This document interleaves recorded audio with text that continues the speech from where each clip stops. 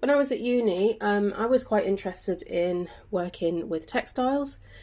So on my website, you will see a link to some fabric designs I've made, and I was looking into going into textiles as my career. And I gently got sort of pushed away from that and into painting. And I thought, well, how can I incorporate the two? So I really liked working with different materials. But I was also really interested in nature at the time, and I would often drive to the local woods and do some sketching. So here I've got my sketchbook from uni, and here is some mark making that I did in the woods. So I've just done some little boxes. This is quite a thick, heavy sketchbook to be carting around. And so I just did these little boxes, do some very quick work, and I'm looking at ivy on a tree here.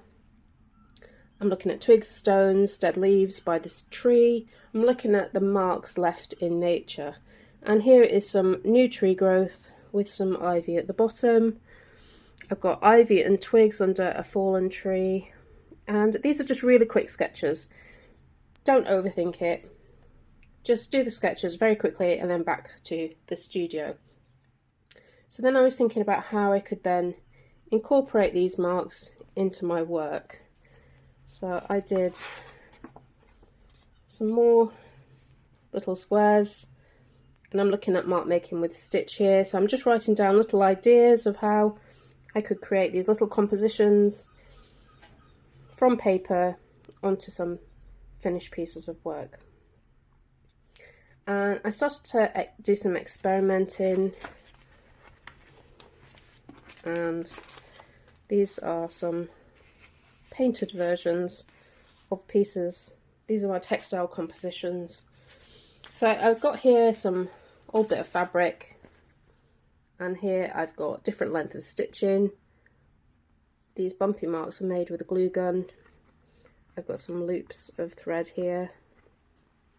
Here I've got a small stitch piece, and this fabric has been painted on as well. And then just at the bottom here you can see a satin stitch as well. I've also I've done a little bit of monoprinting on this one, I think. So I'm just experimenting with paint and thread on some old fabric here. And then I started to find what's available for me in the studio, and I found these bits of denim, old bits of denim, nothing precious. And what I did is I started to paint on them. And once you paint on denim, it actually gives really nice thickness to it. And so here you can see I've started mark making in the paint. I've just dragged something like the end of a paintbrush through it. So just literally like this. Here I've used machine stitch. So I'm going back to those initial drawings I did.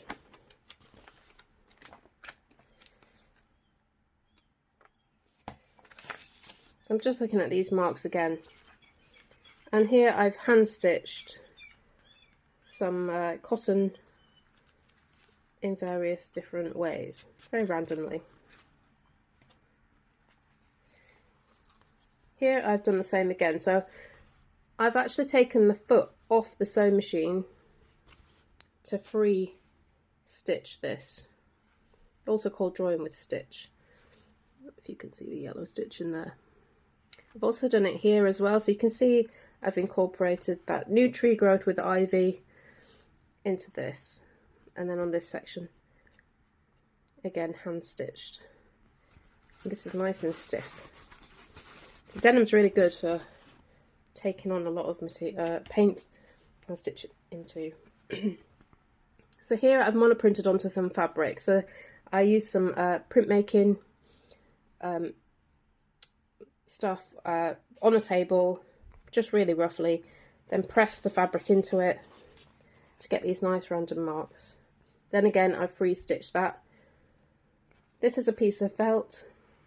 I've done a satin stitch with a wider stitch markings, and there's just some old bits of scrim I've roughly stitched onto there. Then here, I've used this ivy on a tree to inform this piece of work. This one's nice and stiff as well. And I've got lots and lots of stitches going through this. Again, I've got a bit of monoprinted fabric. And then I've free machined this part here. So, Alice Kettle, an artist, she's a really good person to look at when building up layers of stitches as well. And this is just acrylic paint as well. And this one I think is a bit more experimental. I've used French knots here. That gives a really nice texture. I don't know if you can see that there.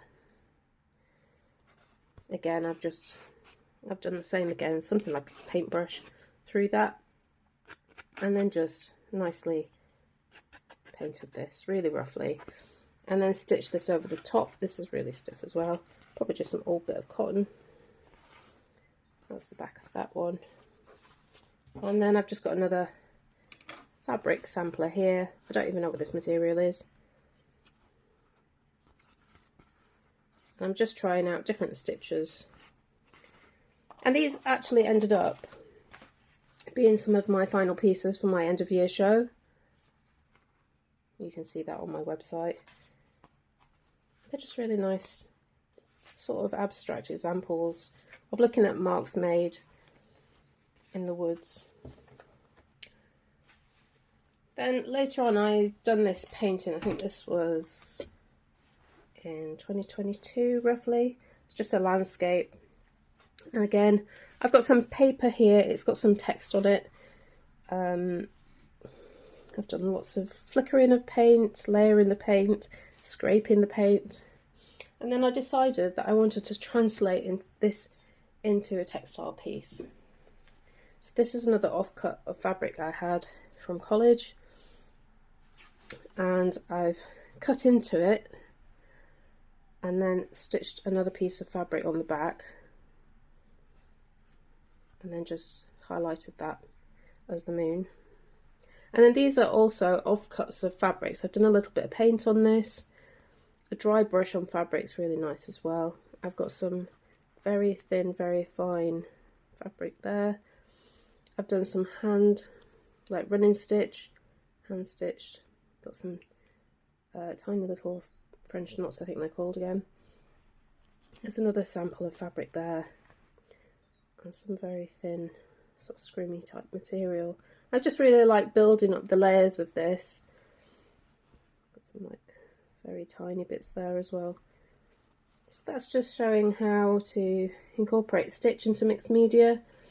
If you have a piece that you really like or you're not sure about it, you could try recreating it in a different medium and just see how it goes. And sometimes these little samples, you know, whether it's textile or paper, they sometimes just end up being the best work because you're just being really free at the time. And yeah, they're just things I like to have kept over time to look back on and inform future pieces of work.